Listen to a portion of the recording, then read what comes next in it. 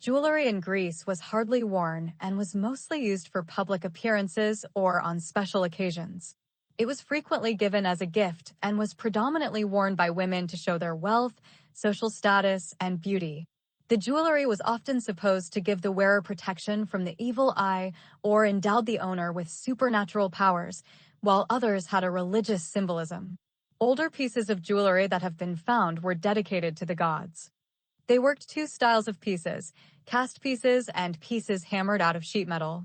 Fewer pieces of cast jewelry have been recovered. It was made by casting the metal onto two stone or clay molds. The two halves were then joined, and wax, followed by molten metal, was placed in the center. This technique had been practiced since the late Bronze Age. The more common form of jewelry was the hammered sheet type. Sheets of metal would be hammered to thickness and then soldered together. The inside of the two sheets would be filled with wax or another liquid to preserve the metalwork.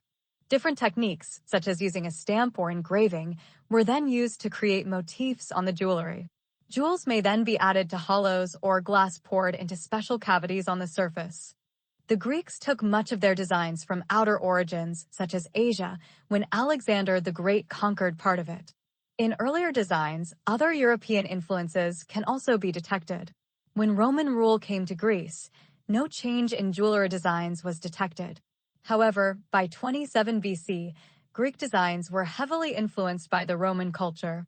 That is not to say that indigenous design did not thrive. Numerous polychrome butterfly pendants on silver foxtail chains, dating from the 1st century, have been found near Olbia, with only one example ever found anywhere else. 38.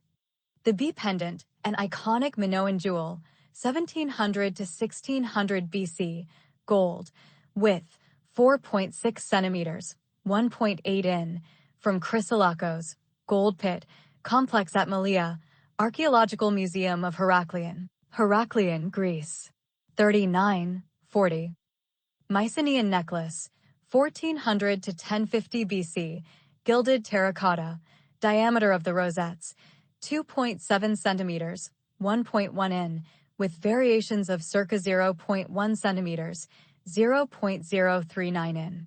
Length of the pendant 3.7 centimeters, 1.5 in, Metropolitan Museum of Art, New York City. The Ganymede jewelry, circa 300 BC, gold, various dimensions, provenance unknown, said to have been found near Thessaloniki, Greece, Metropolitan Museum of Art.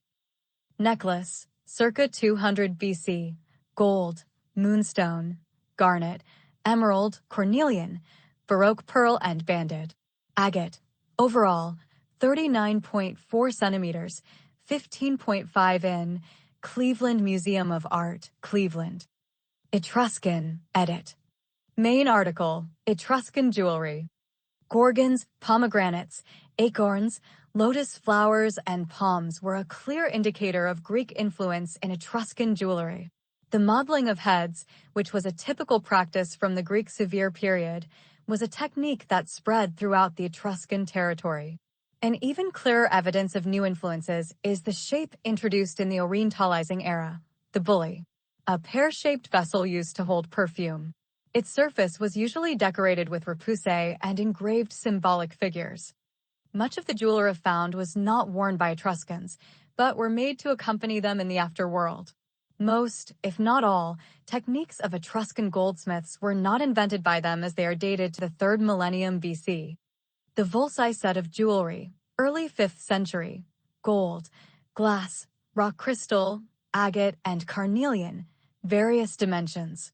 Metropolitan Museum of Art, New York City.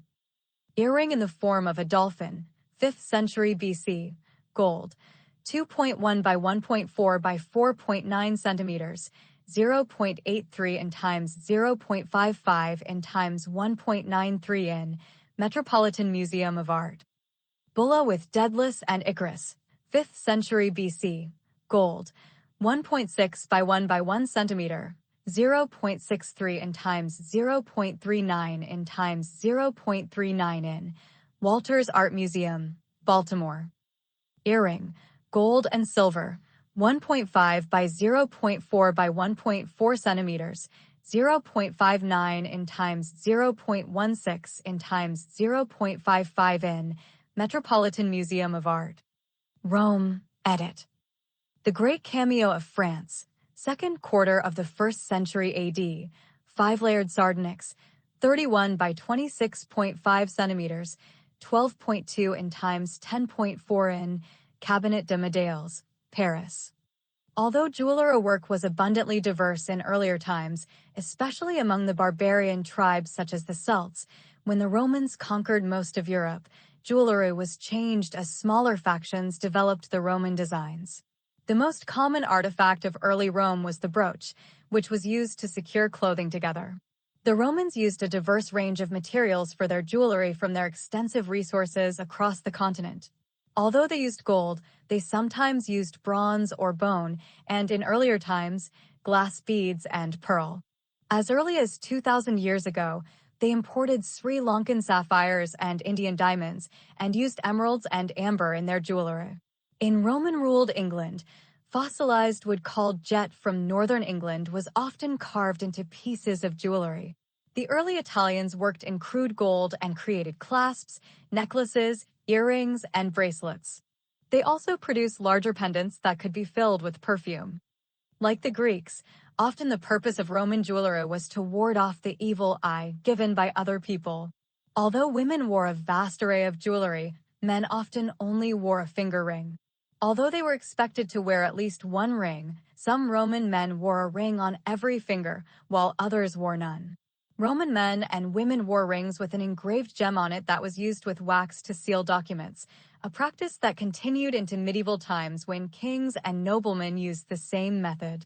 After the fall of the Roman Empire, the jewelry designs were absorbed by neighboring countries and tribes. 26. Cameo portrait of the Emperor Augustus, 41 to 54 AD, sardonyx, 3.7 by 2.9 by 0.8 centimeters, 1.46 in times 1.14 in times 0.31 in. Metropolitan Museum of Art, New York City. Bracelet, 1st to 2nd century AD, gold-mounted crystal and sardonyx, length, 19.69 centimeters, 7.75 in, Los Angeles County Museum of Art, Los Angeles. Necklace with a medallion depicting a goddess, 30 to 300 AD, green glass, the green beads, and gold, length, 43.82 centimeters, 17.25 in, Los Angeles County Museum of Art. Openwork hairnet with the head of Medusa, 200 to 300 AD, gold, Archaeological Museum of Agrigento, Agrigento, Italy. Middle Ages, edit. Byzantine collier, late 6th to 7th century, gold, emeralds, sapphires, amethysts, and pearls, diameter, 23 centimeters, 9.1 in, from a Constantinopolitan. Workshop, Antique Ensamling Berlin, Berlin, Germany. Post-Roman Europe continued to develop jewelry-making skills. The Celts and Merovingians in particular are noted for their jewelry, which in terms of quality matched or exceeded that of the Byzantine Empire.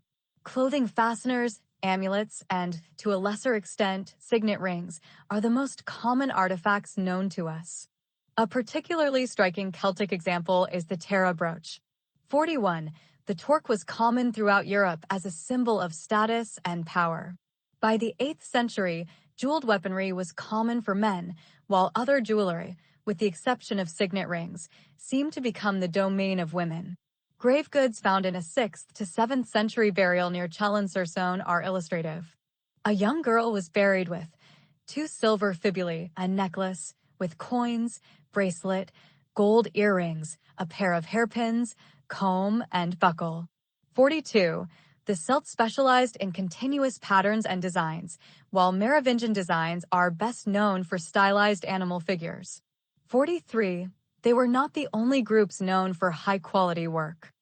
Note the Visigoth work shown here, and the numerous decorative objects found at the Anglo-Saxon ship burial at Sutton-Hoo, Suffolk, England are a particularly well-known example. 26. On the continent, cloisonné and garnet were perhaps the quintessential method and gemstone of the period. The eastern successor of the Roman Empire, the Byzantine Empire, continued many of the methods of the Romans, though religious themes came to predominate. Unlike the Romans, the Franks, and the Celts, however, Byzantium used lightweight gold leaf rather than solid gold, and more emphasis was placed on stones and gems. As in the West, Byzantine jewelry was worn by wealthier females, with male jewelry apparently restricted to signet rings. Women's jewelry had some peculiarities like cults that decorated headband. Like other contemporary cultures, jewelry was commonly buried with its owner. 44. The eagle-shaped fibulae of aloe vera, 5th century, gold, bronze, and glass, imitation of garnet. Height, 11.8 centimeters, 4.6 in, width, 5.9 centimeters, 2.3 in, from Guadalajara, Spain. National Archaeological Museum, Madrid, Spain. Shoulder clasps from Sutton Hoo, early 7th century, gold, glass, and garnet. Length, 12.7 centimeters, 5.0 in. British Museum, London. Pair of Byzantine earrings, 7th century, gold, pearls, glass, and emeralds. 10.2 by 4.5 centimeters, 4.0 in times 1.8 in. Cleveland Museum of Art, Cleveland. Front of a temple pendant with two birds flanking a tree of life, 11th to 12th century, cloisonné enamel and gold. Overall, 5.4 by 4.8 by 1.5 centimeters, 2.13 in times 1.89 in times 0.59 in, made in Kiev, Ukraine. Metropolitan Museum of Art, New York City. Renaissance, edit. Cameo, 16th century, Sardonyx, Cabinet de Médailles, Paris. The Renaissance and exploration both had significant impacts on the development of jewelry in Europe. By the 17th century, increasing exploration and trade led to increased availability of a wide variety of gemstones as well as exposure to the art of other cultures. Whereas prior to this the working of gold and precious metal had been at the forefront of jewelry, this period saw increasing dominance of gemstones and their settings. An example of this is the Cheapside hoard, the stock of a jeweler hidden in London during the Commonwealth period and not found again until 1912. It contained Colombian emerald, topaz, amazonite from Brazil, spinel, iolite, and chrysoberyl from Sri Lanka, ruby from India, Afghan lapis lazuli, Persian turquoise, Red Sea peridot, as well as Bohemian and Hungarian opal, garnet, and amethyst. Large stones were frequently set in box bezels on enameled rings. 45. Notable among merchants of the period was Jean-Baptiste Tavernier, who brought the precursor stone of the Hope diamond to France in the 1660s. When Napoleon Bonaparte was crowned as Emperor of the French in 1804, he revived the style and grandeur of jewelry and fashion in France. Under Napoleon's rule, jewelers introduced parures, suites of matching jewelry, such as a diamond tiara, diamond earrings, diamond rings, a diamond brooch, and a diamond necklace. Both of Napoleon's wives had beautiful sets such as these and wore them regularly.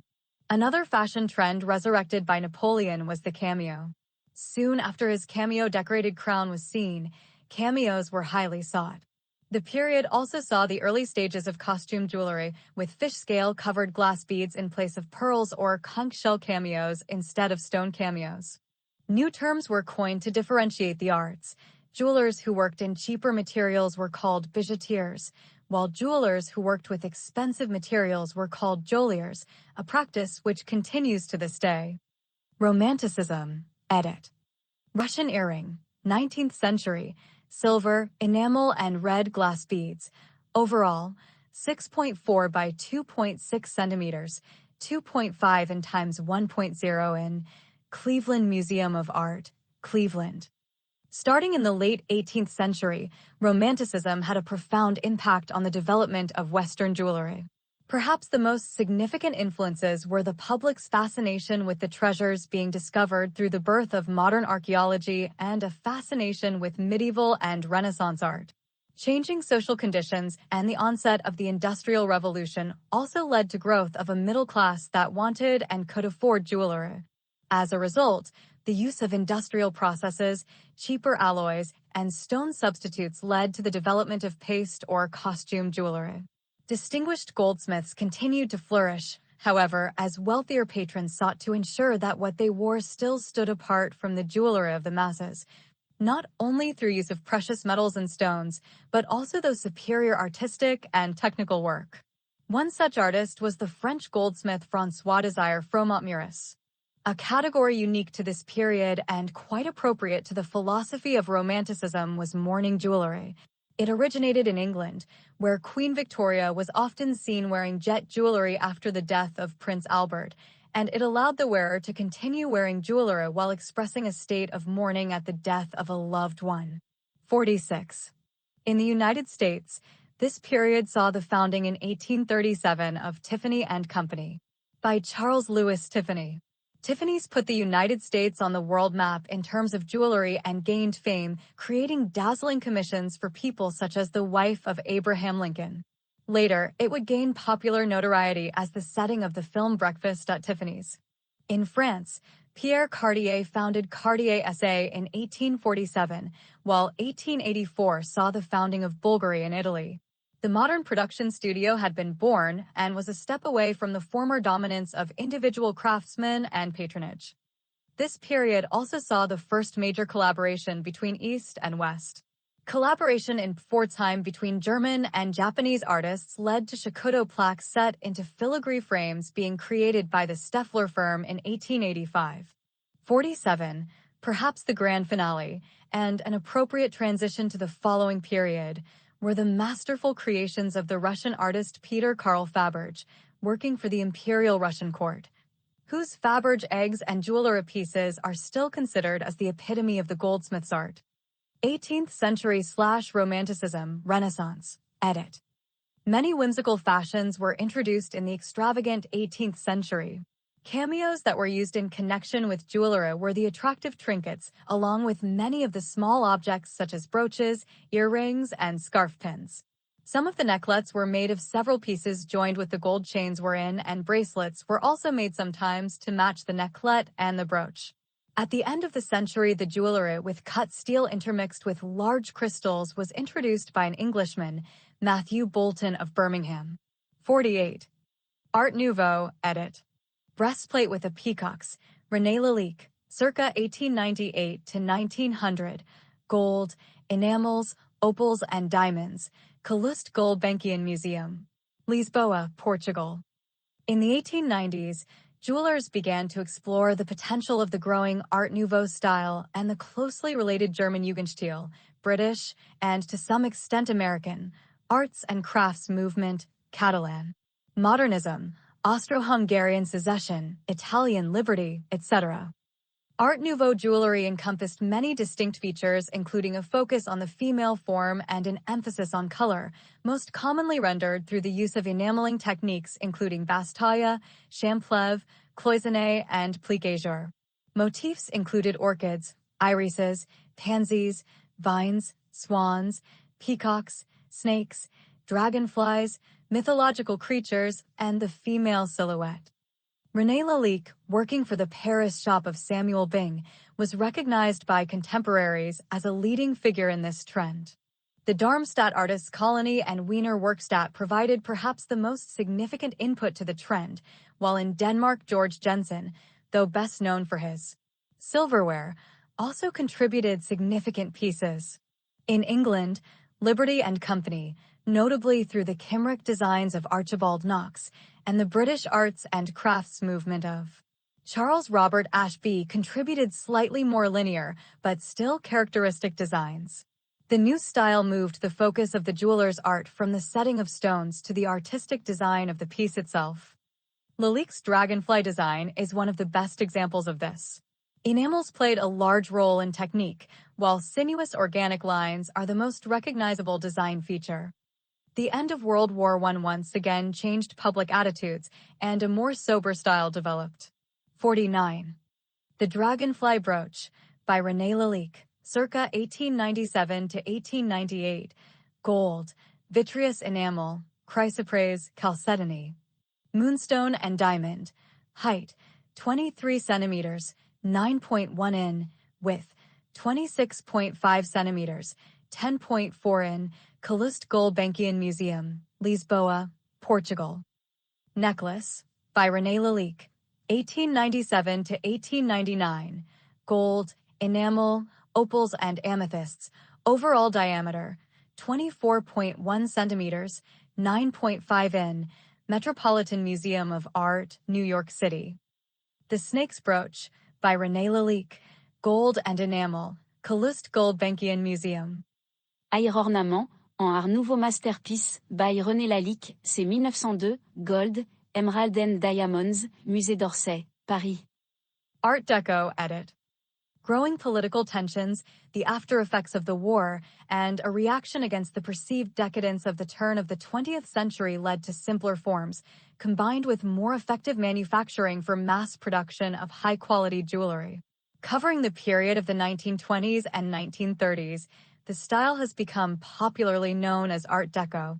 Walter Gropius and the German Bauhaus movement, with their philosophy of no barriers between artists and craftsmen, led to some interesting and stylistically simplified forms. Modern materials were also introduced. Plastics and aluminium were first used in jewelry, and of note are the chromed pendants of Russian-born Bauhaus master Naum Slutsky. Technical mastery became as valued as the material itself. In the West, this period saw the reinvention of granulation by the German Elisabeth Tresco, although development of the reinvention has continued into the 1990s. It is based on the basic shapes. Asia edit. In Asia, the Indian subcontinent has the longest continuous legacy of jewelry making anywhere. Asia was the first place where these jewelry were made in large numbers for the royals, 50, with a history of over 5,000 years. 51. One of the first to start jewelry making were the peoples of the Indus Valley Civilization, in what is now predominantly modern-day Pakistan and part of northern and western India. Early jewelry making in China started around the same period, but it became widespread with the spread of Buddhism around 2,000 years ago. China edit. The Chinese used silver in their jewelry more than gold. Blue kingfisher feathers were tied onto early Chinese jewelry, and later, blue gems and glass were incorporated into designs. However, jade was preferred over any other stone.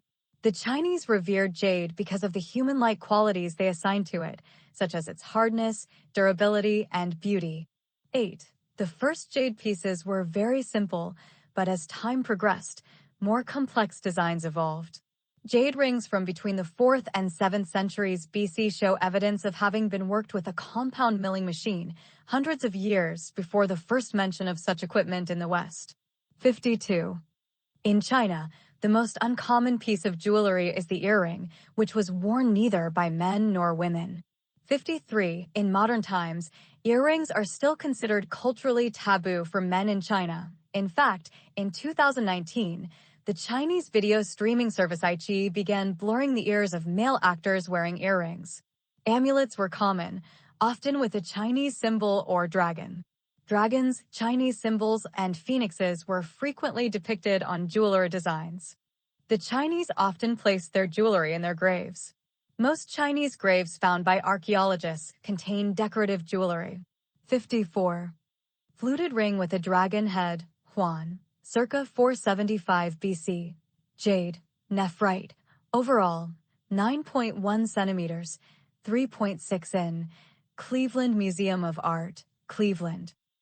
Ornament with flowers and grapes design, 1115 to 1234, jade, Shanghai Museum, China.